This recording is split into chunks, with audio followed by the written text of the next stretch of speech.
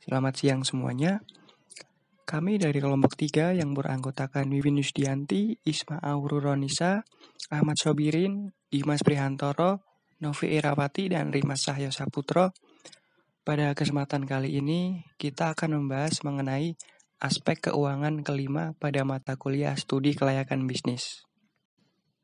Baik, bahan kajian pada pertemuan kita hari ini tentang aspek keuangan kelima yaitu ada 2 bahan kajian. Yang pertama yaitu tentang pendekatan praktis dalam keputusan investasi dan pemilihan sumber pembelanjaan. Yang kedua tentang keterbatasan dana dan hubungan antar proyek. Langsung saja kita menuju ke pembahasannya. Baik, masuk pada pembahasan pertama yaitu mengenai pendekatan praktis dalam keputusan investasi. Terdapat beberapa metode untuk memasukkan faktor ketidakpastian dalam analisa investasi. Di antaranya, yang pertama ada modifikasi metode certainty equivalent. Metode ini menghitung NPV suatu usulan investasi dengan menggunakan tingkat keuntungan bebas resiko, tetapi tidak menyesuaikan aliran kasnya. Metode ini mencoba mengukur berapa probabilitas proyek bisnis itu akan memperoleh NPV sama dengan atau lebih kecil dari Rp0. Apabila suatu proyek bisnis mempunyai nilai NPV yang diharapkan atau expected NPV yang sama, tetapi mempunyai defisiasi standar yang lebih besar, maka dengan sendirinya proyek bisnis ini mempunyai probabilitas mendapatkan NPV 0 yang lebih besar.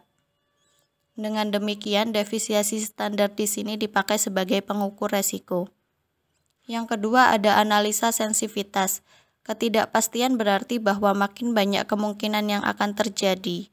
Dalam metode ini, apabila kita dihadapkan pada masalah ketidakpastian dalam penaksiran aliran kas, maka perlu mencoba mengetahui apa lagi yang akan terjadi. Yang ketiga ada analisa break-even.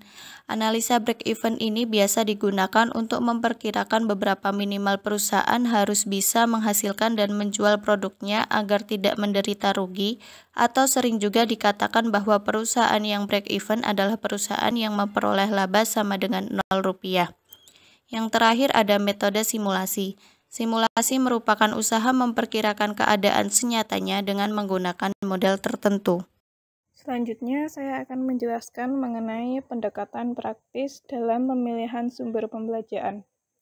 Terdapat 2 metode yang digunakan, yaitu pertama dengan menggunakan analisa rentabilitas ekonomis dan rentabilitas modal sendiri. Ditampilkan juga sebagai analisa earning before interest and taxes atau EBIT dan earning per share atau EPS, yang kemudian disingkat menjadi rentabilitas ekonomis atau RE dan rentabilitas modal atau RMS. Biasanya digunakan untuk melakukan pertimbangan utang, apakah aman atau tidaknya bagi bisnis untuk pihak manajemen melakukan keputusan. Yang kedua yaitu dengan melakukan analisa aliran kas berupa pertimbangan utang dari segi kemampuan membayar pinjaman tersebut tepat waktu, yaitu hanya dengan mempertimbangkan likuiditas. Contohnya, ketika utang perusahaan semakin banyak, beban akan meningkat. Kemudian, aktivitas perusahaan semakin besar dan kas masuk juga akan mengalami kenaikan. Ketika kas keluar dipengaruhi unsur-unsur yang tidak berkaitan dengan kegiatan perusahaan, maka beban finansial yang besar tersebut dapat dikatakan tidak liquid karena perusahaan dikatakan tidak akan mampu membayar kewajiban finansial tepat pada waktunya. Keadaan tersebut perlu untuk diwaspadai. Baik, yang selanjutnya terkait keterbatasan dana. Persoalan keterbatasan dana muncul ke permukaan ketika manajemen perusahaan menjumpai situasi bahwa tidak semua usulan proyek bisnis yang memiliki net present value yang positif, IRR lebih kecil daripada K atau modal, dapat diambil untuk dilaksanakan karena ketidakcukupan dana yang tersedia atau capital budget constraint. Di sini terdapat 2 pendekatan untuk pengambilan keputusan, yaitu yang pertama yaitu analisa waktu tunggal.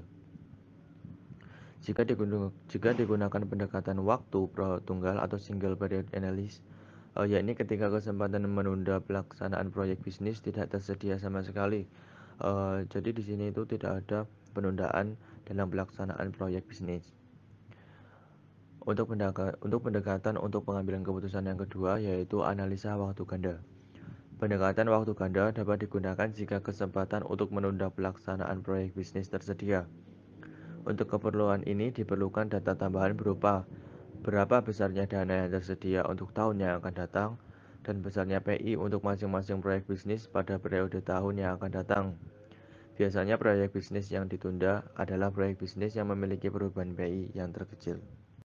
Materi yang selanjutnya adalah hubungan antar proyek. Yang pertama, proyek bisnis kontingensi. Proyek bisnis disebut memiliki hubungan kontingensi jika dipilihnya satu proyek bisnis menyebabkan harus diikutsertakannya bisnis yang lainnya. Misalnya satu sistem transportasi barang tertentu menyebabkan harus juga dipilihnya sistem transportasi pelengkap yang lainnya. 2. Proyek bisnis yang saling meniadakan. 2 atau lebih proyek bisnis disebut memiliki hubungan yang saling meniadakan atau mutually eksklusif jika dipilihnya salah satu dari usulan proyek bisnis yang tersedia menyebabkan tidak dapat dipilihnya sisa usulan proyek bisnis yang lainnya. Misalnya, manajemen dihadapkan pada pilihan untuk memilih salah satu dari kedua usulan proyek bisnis yang lebih memberikan tekanan pada proyek bisnis yang lebih melibatkan teknologi canggih dan pada modal atau proyek bisnis yang lebih menggunakan kriteria padat karya. Dalam situasi seperti ini, manajemen dipaksa untuk memilih satu dari kedua pilihan. Apabila memilih keduanya, akan terjadi pemborosan dana, terkecuali jika ada pertimbangan yang lain, misalnya pertimbangan ekonomi nasional dan politik. Kesimpulan, dikatakan sebagai pendekatan praktis karena pendekatan-pendekatan tersebut tidak dapat menyatakan hubungan risiko dan tingkat keuntungan yang disyaratkan. Pendekatan yang digunakan sebagai penilaian investasi adalah modifikasi metode Kentrangley equivalent, analisa sensitivitas, analisa break-even, metode simulasi. Dengan cara ini, aliran kas dan juga NPV dapat dibuat distribusinya sehingga bisa diperkirakan risiko proyek bisnis tersebut. Pendekatan dalam pemilihan sumber pembelanjaan dengan memperhatikan aspek profitabilitas modal sendiri dan likuiditas. Baik, demikian presentasi dari kelompok kami. Apabila terdapat kekurangan, kami mohon maaf. Terima kasih.